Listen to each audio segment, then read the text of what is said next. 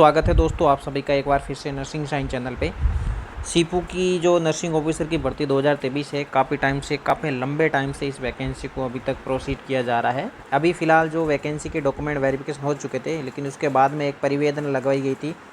उसके आधार पर कई लोगों के पेंडिंग स्टेटस था फॉर्म भरने का। उसके अलावा कई लोगों के नंबर थोड़े करेक्शन थे। उसके अलावा कई लोगों ने अपनी कैटेगरी चेंज की है। तो उसके बाद में जो कैटेगरी वाइज अलग से लिस्ट जारी की है, एक एडिशनल लिस्ट है, वो आपको पूरी कंप्लीट ही आपको यहाँ पर हम बताने वाले हैं। ठीक है, तो सबसे पहले आपको घबराना नहीं है कि अगर आपका इस नाम में, इस लिस्ट में नाम आया है या नहीं आया या नहीं आया है, कोई बात नहीं है। नहीं आया तो भी कोई दिक्कत नहीं है, आया तो भी कोई दिक्कत वाली, ज़्यादा खुश होने वाली बात है नहीं। क्या है पूरी की पूरी जानकारी आपको वीडियो के माध्यम से बता देते हैं। सबसे पहले तो आपके सामने जो ये जो लिस्ट है उसकी सीपू के द्वारा जारी की गई आज की डेट में। ठीक है, ये क्या लिखा है कि माननीय राजस्थान उच्च न्यायालय के निर्देशानुसार नर्सिंग ऑफिसर में जितने भी पेंडिंग थे उनकी आईडी जनरेट करके उसके फॉर्म दोबारा से भरे गए। मूल आवेदन में जितनी भी जाति वर्ग था या शैक्षणिक योग्यता या फिर कोई जो आपकी प्रोफेशनल क्वालिफिकेशन है उसके नंबर में करेक्शन या फिर एक्सपीरियंस में, बोनस में, वो सारा भी संशोधन था। वो आपका 13/9 से लेकर 19/9 तक आपका ऑनलाइन पोर्टल पर परिवेदना ली गई थी। ठीक है, उसके बाद में ये आपके अब ये कट ऑफ के आधार पर आपकी जो कट ऑफ थी ना, पहली जो लिस्ट थी उसके क्राइटेरिया को आप पार करें तो उन लोगों की लिस्ट जारी की गई है। अगर क्राइटेरिया पार नहीं कर रहे तो उन लोगों की लिस्ट आपकी यहाँ पर इसमें नाम नहीं रहने वाला है। ठीक है, क्राइटेरिया क्या था तो उसका वीडियो मैं आपको कमेंट बॉक्स में लिंक दे दूँगा, वहाँ से आप देख सकते हैं। उसके अनुसार अगर क्राइटेरिया था तो आप उस डीवी लिस्ट में आ सकते थे, लेकिन अगर नहीं था, क्राइटेरिया पार नहीं कर पाए तो नहीं आ सकते थे। ठीक है, सीधी सी बात ये है। अब क्या है कि जिन लोगों को बुलाया गया है उनको डॉक्यूमेंट वेरिफिकेशन के लिए सीपू ऑफिस जाना है। और कब जाना है तो आज जैसे कि 28 तारीख होने वाली है। ठीक है, 28 सितंबर, तो 29 यानी आपको कल ही के दिन वहाँ पर जाना पड़ेगा। टाइम क्या रहेगा कि मॉर्निंग में जल्दी ही जाना पड़ेगा। ठीक है, यानी 29 सितंबर से लेकर के 30 सितंबर को आपको वहाँ पर 2 दिन के लिए बुलाया गया है। ठीक है, अब क्या है उसमें कि नर्सिंग ऑफिसर के पद ऐसे अभ्यर्थी जिनके स्वयं के द्वारा दायर याचिका में कोर्ट द्वारा सत्यापन में सम्मिलित किए जाने के आर्डर प्राप्त हुए, उनको दस्तावेज में न्यायालय के आदेश की प्रति के साथ में डॉक्यूमेंट वेरिफिकेशन के लिए जाना होगा। यानी आपको कोर्ट के ऑर्डर के साथ में जाना होगा, जो कोर्ट के थ्रू गए हैं उन लोगों को। ठीक है, जो डेट गई है उसके अनुसार जाना है। अगर नहीं आते उस डेट तो आपकी अपना आप ही पात्रता निरस्त कर दी जाएगी। ठीक है, इसके अलावा जितने भी पीएच कैटेगरी के हैं तो उनको अलग से एक लिस्ट जारी की, वो आपको आगे बताने वाला हूँ। उनको सुबह 8 बजे जो हॉस्पिटल उनको दिया, अलॉट किया गया, उस हॉस्पिटल में जाकर अपना पहले तो एक करवाना है, आपको मेडिकल करवाना है। मेडिकल के बाद में आपको सीपू ऑफिस जाना है। तो सुबह 8 बजे वहाँ जाना है और फिर 9 बजे आपको वहाँ पर सीपू के ऑफिस में चले जाना है। ये जो लोग हैं जिनकी एडिशनल लिस्ट जारी की गई है, ये देख लीजिए क्या क्या है। सबसे पहला ही मैं अगर आपको अनुमान लगाऊँ तो ये फर्जी आदमी। कैसे फर्जी है? क्योंकि पहले ईडब्ल्यूएस कैटेगरी में था, अब उसने इस ईडब्ल्यूएस के साथ में स्पोर्ट्स कैटेगरी में क्या है, अपना चेंज कर दी कैटेगरी। देखो भाई, पहली बात तो इतने सारे लोग हैं स्पोर्ट्स के, पहले से ही 530 लोग स्पोर्ट्स में आ चुके थे और उसमें भी लगभग 90% से ऊपर लोग हैं वो फर्जी है। क्या है? फर्जी है।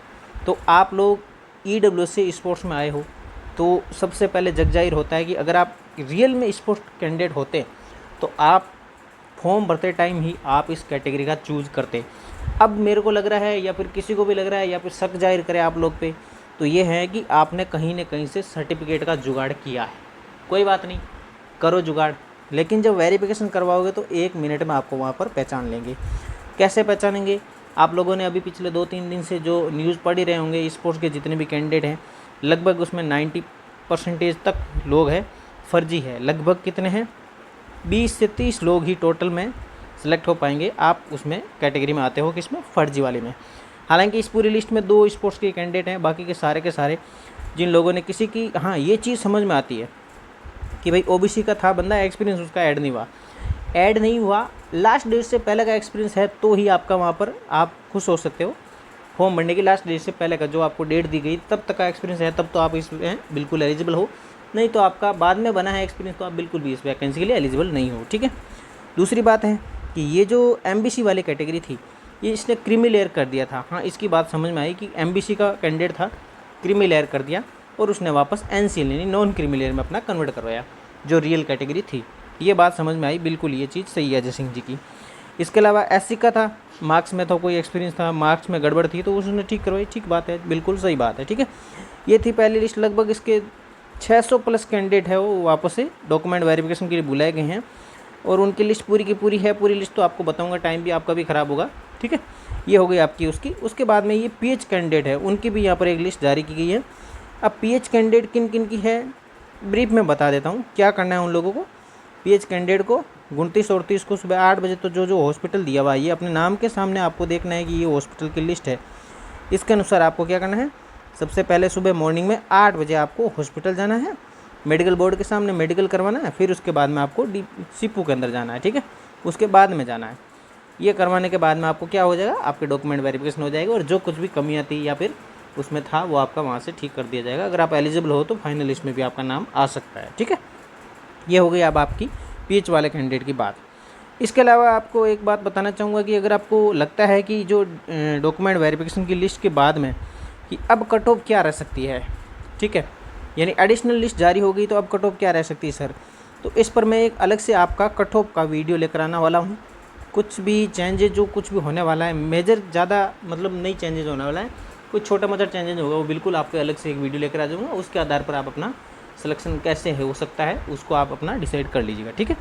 और आपको किसी भी प्रकार का अगर आपको लगता है डाउट है या आपको कोई सजेशन है तो आप मुझे डायरेक्ट कमेंट बॉक्स में पूछ सकते हैं। वीडियो पसंद आए तो आप वीडियो को लाइक करें, शेयर करें और इसके अलावा चैनल को सब्सक्राइब करना ना भूलें। उम्मीद करते हैं आपको वीडियो पसंद आएगा। मिलते हैं एक नई जानकारी, नई वैकेंसी के साथ में, तब तक के लिए जय हिंद, जय भारत, थैंक यू।